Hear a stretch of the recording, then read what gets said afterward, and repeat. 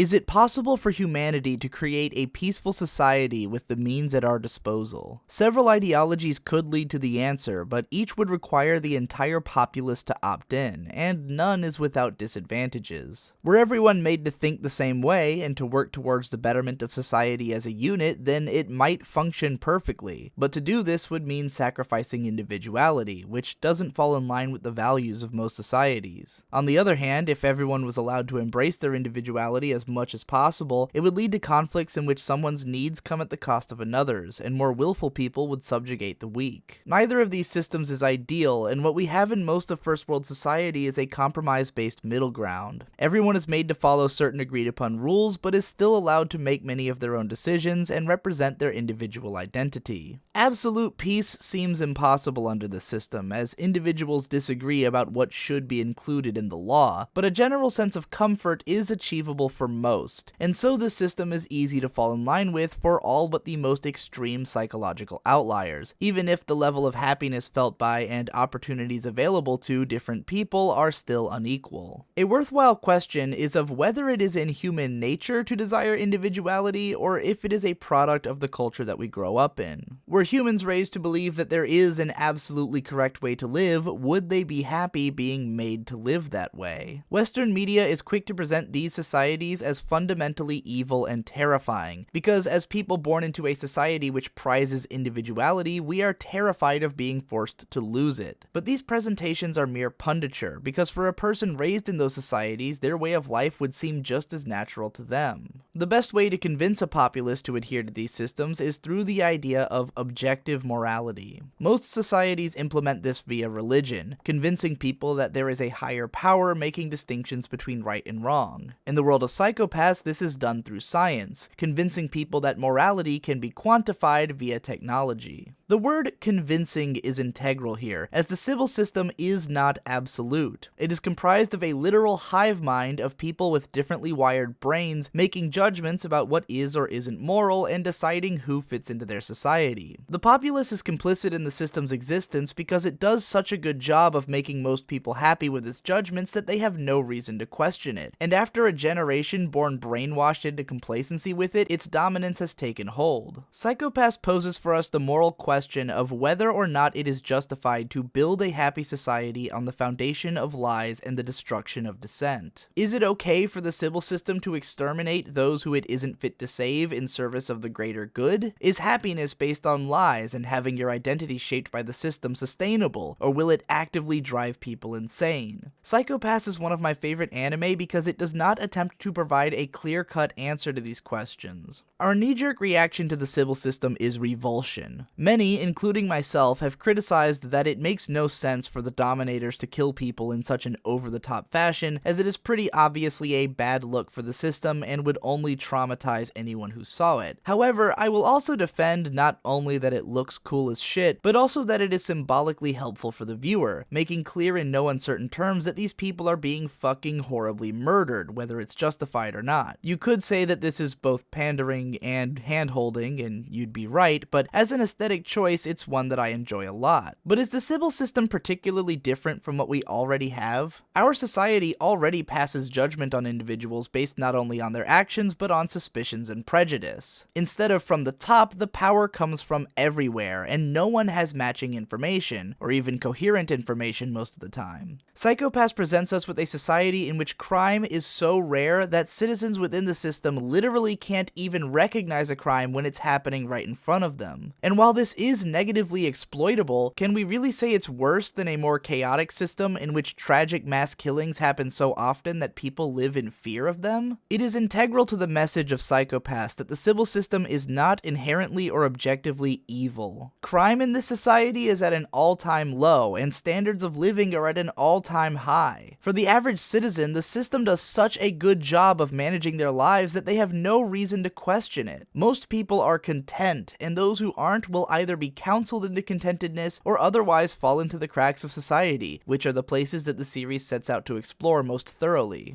The reason I'm explaining all of this is that while Psycho Pass is a massively entertaining cop drama with one of the most memorable rivalries in modern anime between a hugely magnetic villain and a badass hero that anyone can rally behind, when I think about what makes the series a favorite, I always come back to the scene in the final episode when Akane decides to continue working within the system and trying to help improve it. At the core of Psycho Pass's narrative, and much of Urobuchigen's writing, is an ideological conflict. The Sybil system represents absolute control, while Makishima represents absolute chaos. Makishima's rebuttal to the highly functional society of brainwashed drones is that a life which isn't felt, or based around one's individual identity, is meaningless. He sees no purpose in the betterment of society if it comes at the cost of the individual's emotions and ability to express themselves, even if that expression comes at the cost of others' lives. In between these extremes, we find Kogami Shinya, who represents the middle ground that humans most often arrive at, a ground in which, while there is belief in the need for some degree of order and rules within a society, those cannot be enforced in ignorance of human emotion. In his case, the desire for vengeance against a criminal overpowers his ability to logically follow along with what will most benefit society. He cannot bring himself to bend to the will of a system which he disagrees with morally, and this eventually drives him out of that system. Kogami reflects the feelings which most viewers will have going into the series, that Makishima must be punished for his evils and that it would be unreasonable to reward his actions even for the supposed benefit of society. Akane's rebuttal to the Sybil system's cold logic is that it ultimately misrepresents the spirit of humanity's creation of the law. Mankind's trepidation towards foregoing individual liberty in service of the greater good is not merely selfish, but out of hope that there is another way, that perhaps there truly is an agreeable middle ground in which everyone will be happy, and no one has to lie or be cast aside in order for things to work. Akane witnesses firsthand evidence that there is more which can be done via counseling and the human touch to communicate with supposedly incurable criminals than what the Sybil system currently implements. She knows that while the current system is more functional than what was there before, and therefore cannot be destroyed wholesale, it can clearly be improved upon, or perhaps alternatives can be found which function even better without being founded on lies. Ultimately, the biggest flaw of the Sybil system is that it is rushed. It claims to be a perfect system so that the populace will comply with it, but it is only functional to a point, and seeks to hide the parts that don't work via lies and brainwashing, which makes it that much harder to think about fixing. The more we see cracks in the system, the more clear its dysfunction, until the point where it seems that a replacement is outright necessary. But it is at this realization where the series concludes, not accounting for the dreadful sequel that you should not watch, nor the okay movie which does little to expand on the show's ideas. Psycho Pass had me at hello with its awesomely realized and functional cyberpunk world, and later got its claws in me with its gripping narrative, memorable characters, and the wonderful lovability of Tsunemori Akane, and I've spent no shortage of breath discussing the strengths of the series, especially as compared to its dismal sequel. My first time watching it, I spent much of the viewing abjectly terrified that it was eventually going to become a show about dismantling the Sybil system, culminating in some huge stupid action scene in which the building that houses the system is blown up. When I got to the vastly more nuanced conclusion, I was so ecstatic that it became an immediate favorite. I'm sure that there are many details about the story which I could nitpick, and just as many which I could praise for their imagination, which I've never seen elsewhere. But ultimately, it's the presentation of the Sybil system and its pros and cons, and the decisions made by the characters within that system, which have left such a lasting impression on me. This video is the fourth in a series about why each of my favorite anime has earned its spot amongst the others. If you find after watching it that you would like more context into my views on anime, then I recommend watching this playlist of what I consider essential videos to understanding my viewpoint. If you enjoy my content, then consider supporting me on Patreon, where you'll quickly be introduced to the insanely vast amount of it which I release on a daily basis. Thanks again for watching, and I'll see you in the next one.